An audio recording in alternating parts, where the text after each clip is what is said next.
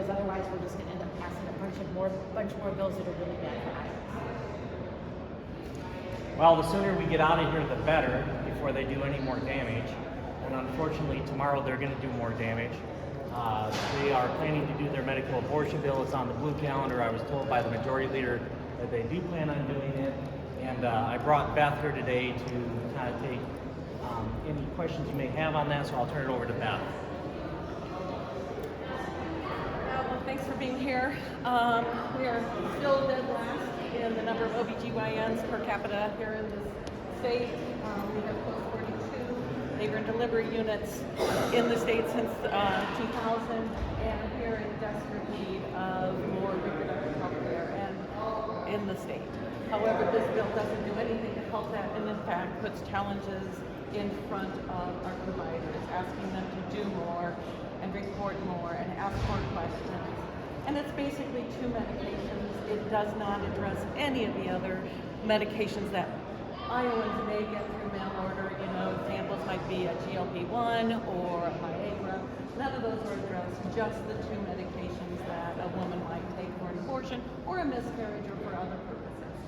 So thank you for being here. If I can answer any questions, I'll try to. What about the deacon?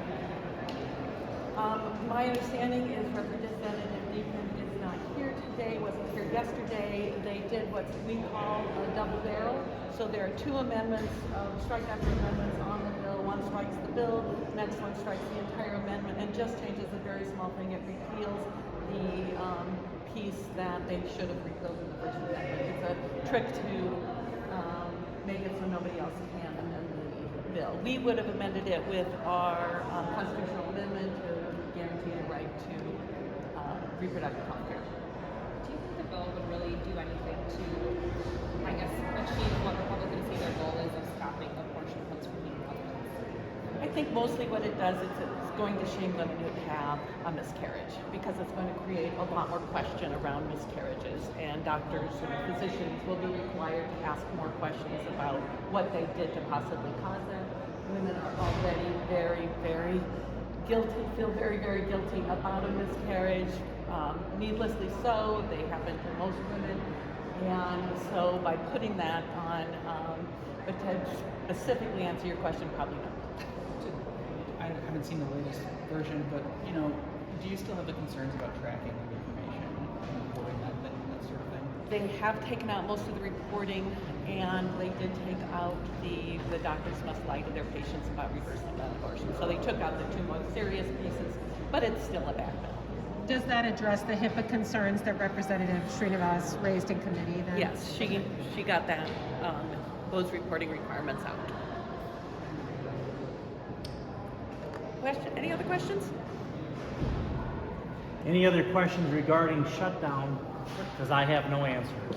I think I asked the majority leader this morning what the plan was, and I think they are struggling to get votes to shut this place down. I don't know about the Senate. I think I've talked to our majority leader as well. My sense is what is preventing us from shutting down is the elusive deal on property taxes. What my colleagues and I voted for in the Senate some weeks ago was what we viewed as the best of the bills that would actually help homeowners. If they come to a deal that no longer helps homeowners, you will start to see those peel off. Do you have a sense of the Senate preparing to take this bill that the House is going to do? I've heard nothing formally about it. I was on the original subcommittee for it, and I know that Senator Schultz kept saying this was not the bill he agreed to run. So we'll see if it comes to that, if they agree to take it up, or do as I pitched to Leader Flemish this morning, keep the people here who need to negotiate on the budgets and property taxes, send the rest of us home, bring us back when everything is ready, get it all passed or adjourned. How does your caucus intend to vote on the remaining gubernatorial nominees? There's a couple of regent nominees, I think, in support on the calendar. So that anybody on the calendar today will get confirmed. Including the Board of Parole. Yes. At the end of session, there's often policy pieces that are inserted into budget bills. Is there anything specific that you both are that might get tacked onto a budget bill, or that you're concerned that might get added in? I'm very concerned that we will see policy pieces added in, particularly in standings, sort of the Christmas tree bill, that's the last train out of here. But we don't know yet what that might be. We will be keeping an eye peeled for that. I think obviously we have a lot of concern in the House, and I always tell people nothing is actually dead until sine die, because they can always slam it into the standings bill or another budget bill, and so obviously we are very, very aware of that potential and standing guard on it. I'll tell you one thing that we would really like to see passed, and we ended up down to the wire 2 years ago on it, and that's the bill that will extend the statute of limitations to make sure that the Boy Scouts who were the Iowans who were victims when they were Boy Scouts, actually can get compensated. And the Senate passed it unanimously again, and it's sitting on Speaker Grassley's desk. We've heard periodic discussions this year about lawmaker pay and whether it's time for an increase.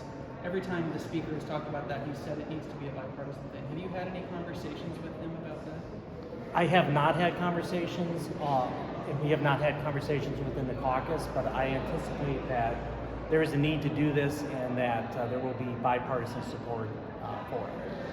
Any thoughts on the Senate yesterday passing a bill that would restrict the governor's powers and then also attaching the budget aspect to it as well? Yes, that's a power grab. It is really a naked power grab. We may end up with a governor who's a Democrat next year. What that tells me is my Republican colleagues are either unwilling or unable to negotiate on a budget. They want the ability to simply pass budgets and get out of town. That's not responsible, and it's not. If Iowans elect split government, Iowans expect us to work together for the good of all Iowans, not for one party to decide, oh no, we don't need to do this. I think it's really bizarre that the legislative majority want to abdicate their responsibility to do a budget every year. It doesn't make any sense to me. This is part of the reason that we're here. And so I don't anticipate that that's going to get any legs in the House, but I could be wrong on that. I don't know what's going on. Right, so the amendment, one of the amendments that ended up going on the bill yesterday does not actually, no longer abdicate the legislature's authority. It would still require the legislature pass bills before the deadline. It basically says, but you can do it without dealing with the governor at all. And then if the governor either vetoes or doesn't sign a bill, that particular bill would end up reverting to the prior year's authorization. See, I'm getting an education this morning, so we still oppose that. Yes. Any other questions for us? Anything else for Beth or Representative Wessel-Kroeschell? All right, thanks everybody. Thank you. Thank you. Let us know when you know something.